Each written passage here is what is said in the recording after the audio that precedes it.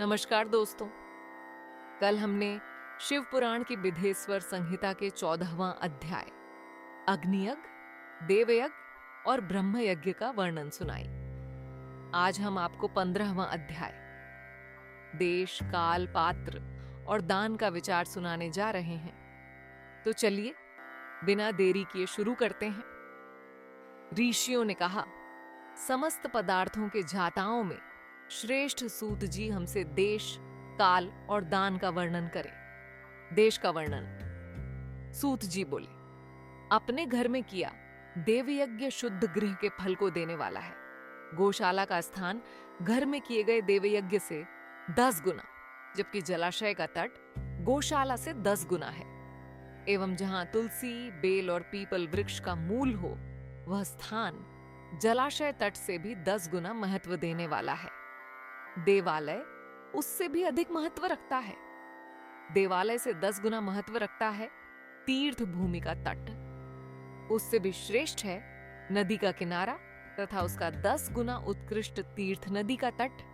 इससे भी अधिक महत्व रखने वाला है सप्त गंगा का तट, जिसमें गंगा, गोदावरी, कावेरी, ताम्रपर्णी, सिंधु, सरयू और रेवा नदियां आती हैं। इससे भी 10 गुना अधिक फल समुद्र का तट, और उससे भी 10 गुना अधिक फल पर्वत चोटी पर पूजा करने से होता है। और सबसे अधिक महत्व का स्थान वह होता है जहां मन रम जाए। काल का वर्णन। सतयुग में यज्ञ, दान आदि से संपूर्ण फलों की प्राप्ति होती है। त्रेता में तिहाई, द्वापर में आधा, कलयुग में इससे भी कम फल प्राप्त होता है। परंतु शुद्ध हृदय से किया गया पूजन फल देने वाला होता है।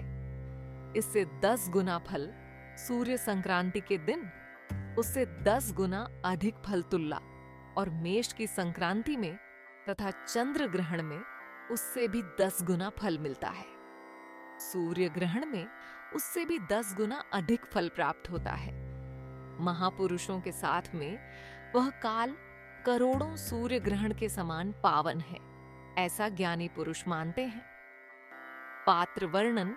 तपोनिष्ठ योगी और ज्ञाननिष्ठ योगी पूजा के पात्र होते हैं, क्योंकि ये पापों के नाश के कारण होते हैं। जिस ब्राह्मण ने 24 लाख गायत्री का जाप कर लिया हो, वह भी पूजा का पात्र है। वह संपूर्ण काल और भोग का दाता है। गायत्री के जाप से शुद्ध हुआ ब्राह्मण परम पवित्र है। इसलिए दान, जाप, होम और पूजा सभी कर्मों के लिए वही शुद्ध पात्र है। स्त्री या पुरुष जो भी भूखा हो, वही अन्नदान का पात्र है। जिसे जिस वस्तु की इच्छा हो, उसे वह वस्तु बिना मांगे ही दे दी जाए, तो दाता को उस दान का पूरा फल प्राप्त होता है। याचना करने के बाद दिया गया दान आधा ही फल देता है। सेवक को दिया दान चौथाई फल देने वाला होता है।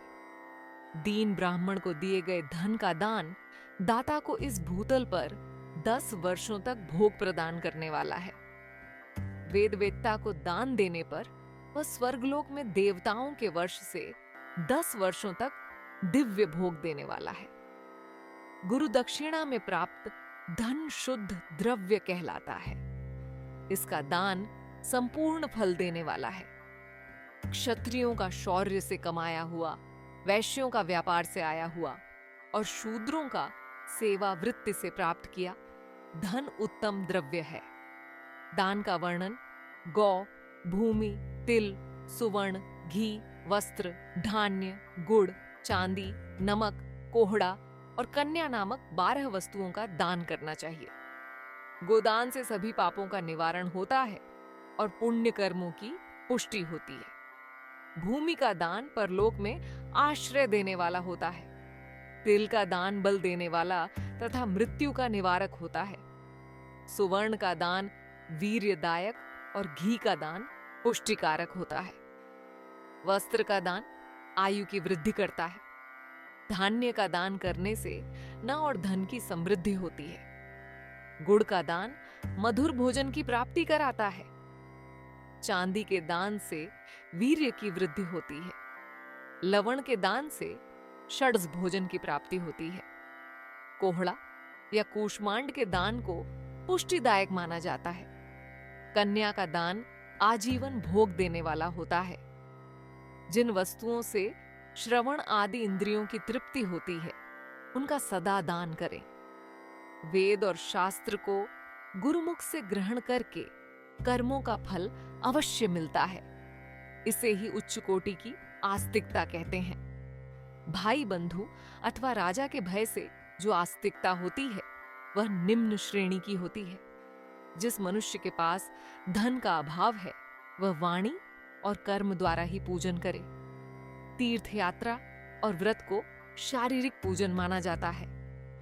तपस्या और दान मनुष्य को सदा करने चाहिए। देवताओं की तृप्ति के लिए जो कुछ दान किया जाता है, वह सब प्रकार के भोग प्रदान करने वाला है। इससे इस लोक और परलोक में उत्तम जन्म और सदा सुलभ होने वाला भोग प्राप्त होता है।